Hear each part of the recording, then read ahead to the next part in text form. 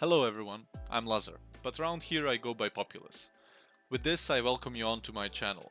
So what do I actually do?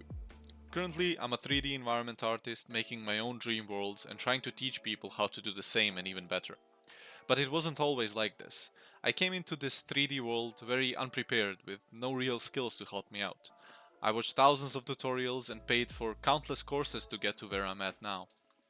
That's why I want to help people like you achieve results faster than I did, and in a better way too. I create a bunch of educational content for anything regarding 3D stuff, from technical skills in Unreal Engine to sculpting stylized assets in ZBrush. Basically everything that makes the role of a 3D environment artist. Materials, foliage, trim sheets, you name it. I upload videos twice a week, and some good ones too. Although you might find that I sometimes upload more, especially when there is something new happening in the 3D world. If this sounds like something you want to be a part of, feel free to join our community by hitting that subscribe button. I hope to see you around, and as always, make those ideas of yours happen.